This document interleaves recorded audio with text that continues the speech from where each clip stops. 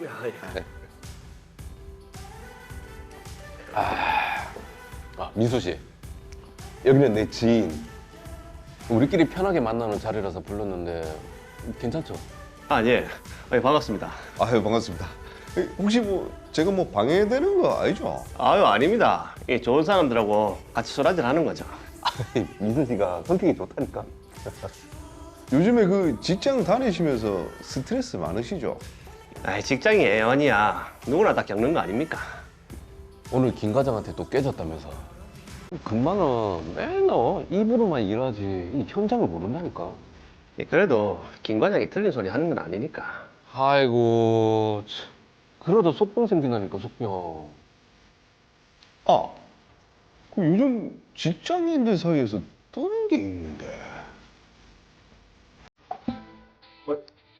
이거 전자담배잖아요. 이게 겉과 속이 다른데.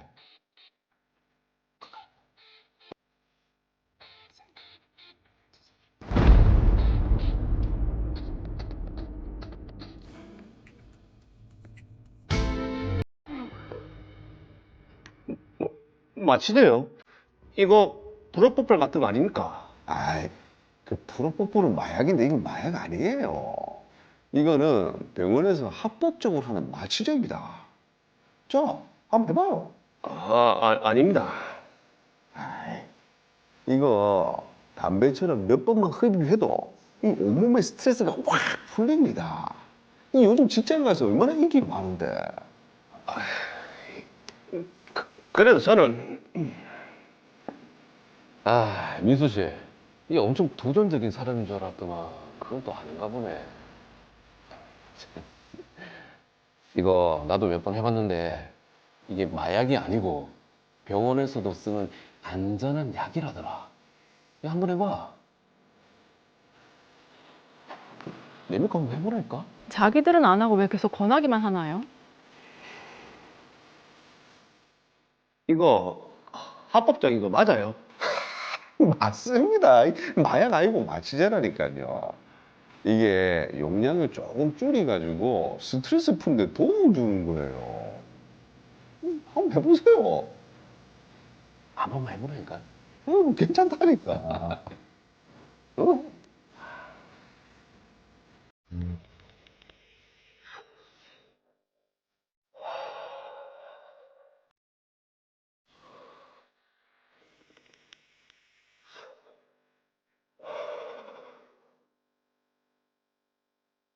저분들의 표정도 이상합니다, 지금.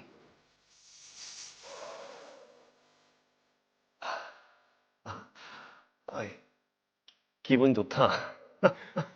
그래, 좋다니까.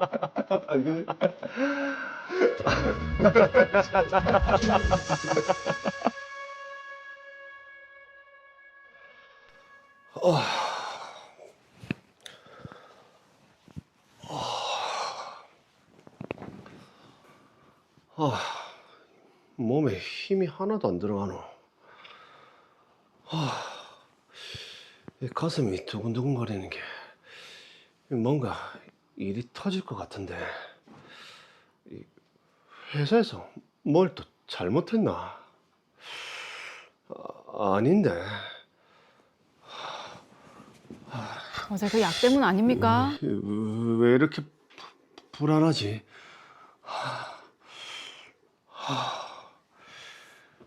근데 몸에 왜 이렇게 힘이 없노?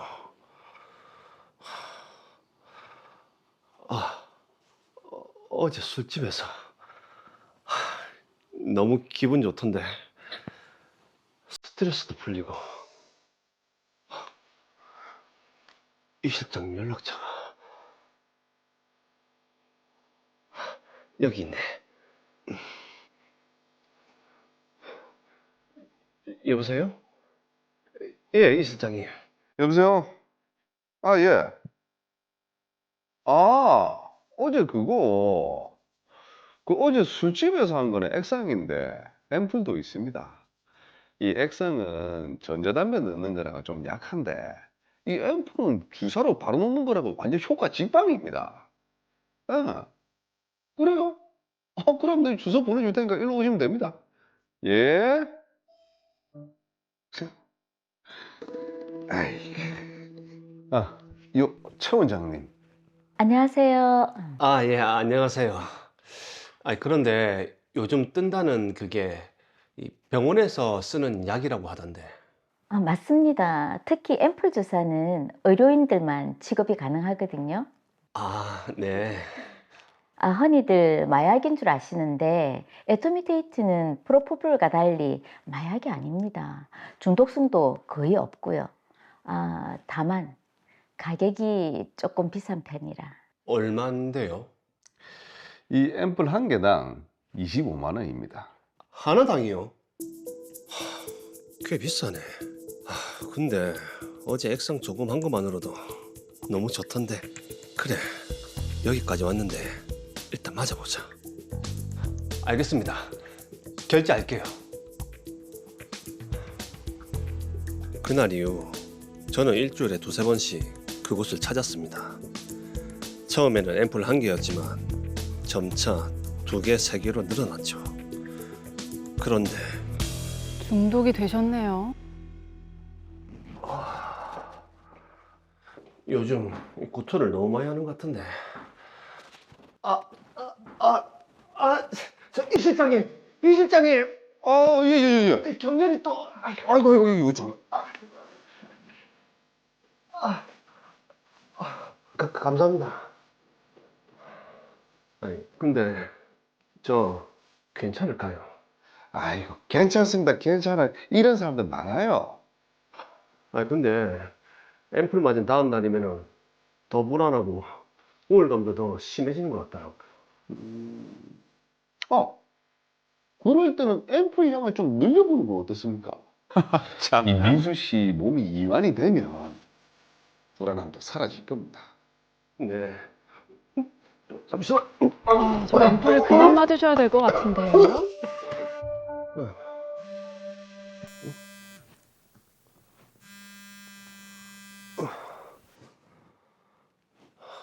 여보세요?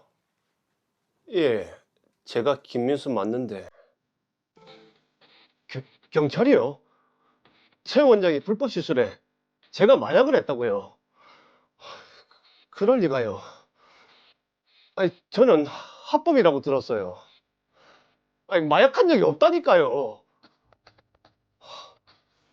경찰 조사? 알겠습니다.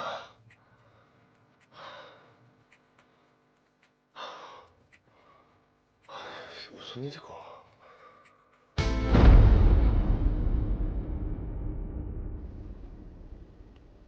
네, 스트레스도 낮춰주고 몸과 마음을 편안하게 해준다고 해서 지금 앰플 주사를 맞은 건데 민수 씨가 경찰 조사를 받게 된 상황입니다.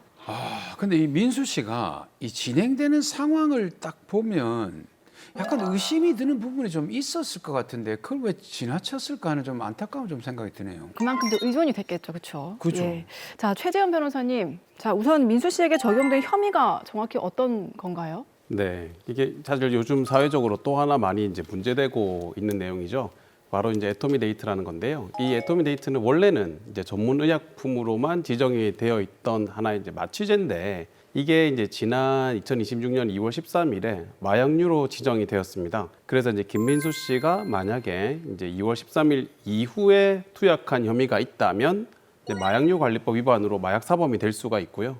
만약 그 이전에 이제 투약을 한 거라면 이제 처방 없이 투약한 게 되니까 약사법 위반이나 의료법 위반에 공모한 것인지 뭐 이게 쟁점이 될 것 같습니다. 근데 만약에 말이죠. 2026년 2월 13일이라고 했잖아요. 네. 그 이후에 그 마약류로 지정된 그 사실을 모르고 단순히 매수했다. 이러면 책임을 져야 하는 걸까요? 네, 사실 이제 몰랐다는 부분이 이제 어느 정도까지인지는 모르겠습니다만은 원칙적으로는 사실 책임을 피하기가 쉽지는 않습니다. 네. 이제 구체적으로 좀 살펴보면 애토미데이트가 이제 지난 2월 13일부터 마약류 관리법상 향정신성 의약품 라목으로 관리가 되고 있는데요. 이 라목은 향정신성 의약품 중에서는 비교적 좀 의존성이 약한 편이긴 합니다만은 그래도 법적으로는 엄연히 마약류입니다. 그래서 그 이후에 단순히 매수나 투약을 했다면 사실 원칙적으로는 마약류 관리법 위반이 될 수가 있고요.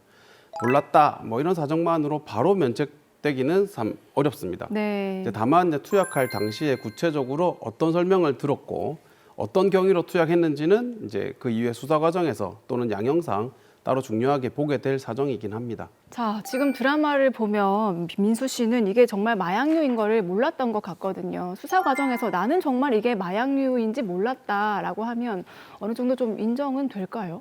네, 아마도 이제 김민수 씨 같은 상황에 좀 처했던 분들이라면 이제 대부분 몰랐다는 취지로 처음에는 주장을 할 것 같습니다. 네. 다만 그 주장만으로 바로 몰랐다는 사실이 인정되기는 어렵습니다. 왜냐하면 수사기관은 당시 실제로 어떻게 믿었는지 또 그 믿음에 납득할 만한 사정이 있었는지 뭐 이런 것들을 종합적으로 보기 때문인데요.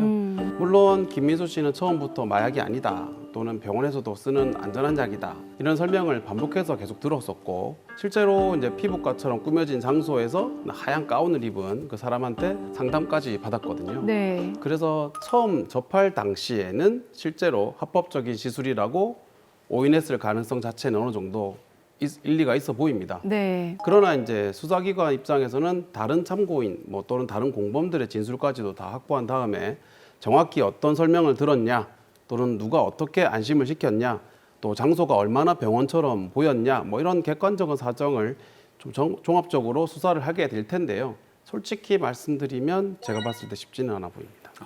자, 쉽지 않다는 말씀은 변호사님께서는 그럼 지금 민수 씨에게 미필적 고의가 있다고 보십니까? 네, 뭐 개인적인 의견으로 좀 전제를 하고 말씀을 드린다면 고의가 없었다. 특히 뭐 미필적 고의조차도 없었다고 인정받기는 상당히 어려울 것 같다라는 게 이제 제 생각입니다.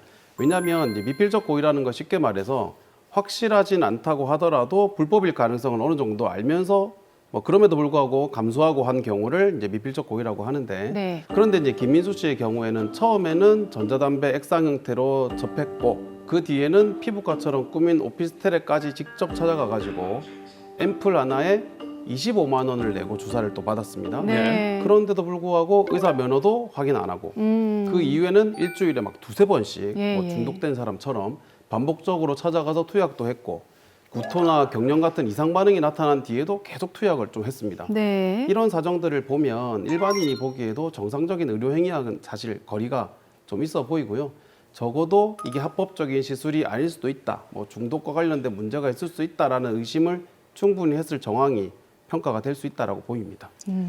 물론 그런 정황은 저도 동의를 하는 네. 그런 편인데 중요한 거는 이 최 원장이라는 사람이 흰색 가운을 입고 딱 앉아서 하는 게 의사인 척한 것 같단 말이죠. 그렇죠. 예. 야, 그러면 이 최 원장 그 TV에서 나오는 주사 이모 같다는 느낌이 드는데 이런 사람은 처벌이 안 됩니까? 네, 뭐 처벌 가능성이 아주 높다고 말씀드릴 수 있겠습니다. 이제 말씀 주신 것처럼 최 원장이 실제 의사가 아니라면 애토미데이트를 주사한 행위 그 자체만으로도 의료법 제27조 그러니까 이제 무면허 의료 행위에 해당할 수 있습니다. 의료법 제27조 제1항에는 의료인이 아니면 누구든지 의료 행위를 할 수 없다고 명확하게 규정을 하고 있고요. 이를 위반하면 의료법상 처벌 대상이 됩니다. 더구나 이 사건은 단순히 주사만 놓은 수준이 아니고 피부과처럼 꾸민 장소에서 하얀 가운을 걸쳐 입고 네. 상담까지 하면서 마치 정상적인 의료인인 것처럼 보이게 했습니다. 그래서 최 원장은 무면허 의료 행위는 물론이고 경우에 따라서는 이제 피해자를 또 속여서 돈을 받은 사기 혐의까지도 좀 있을 수 있다 이렇게 보입니다.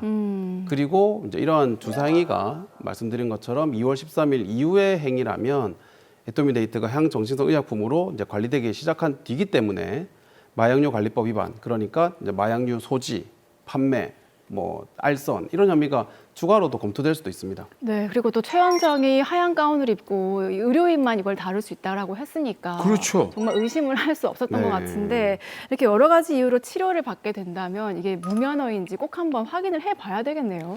그 부분은 이제 꼭 확인을 해야 합니다. 좀 다른 얘기일 수도 있는데 이제 무면허 시술이라는 것 자체가 이제 애토미데이트와 같은 마약류 사건에만 문제되는 건 또 아닙니다.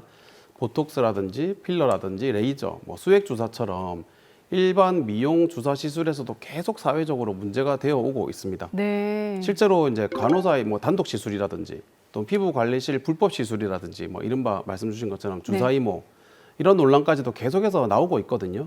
이제 공통점은 결국 이제 면허 없는 사람 또는 적법한 감독 없는 사람이 사람의 몸에 침습적인 이제 시술을 했다는 겁니다. 네. 이제 그래서 이제 최 원장이 진짜 의사인지부터 확인을 해야 하고 만약에 아니라면 의료법상 무면허 의료행위로 무겁게 처벌받을 수 있음을 좀 명심했으면 좋겠습니다. 야, 진짜 뭐 딱 우리가 봐서 병원이 아닌 곳에서 하는 이런 그 네. 의사의 진료 행위 같은 이런 건 무조건 거부하는 게 맞겠다, 그죠? 네, 맞습니다. 근데 만약에 말이죠, 우리 그 운전할 때 사고가 나면은 중상해 또는 사망이 되면 이게 처벌이 커지거든요. 예.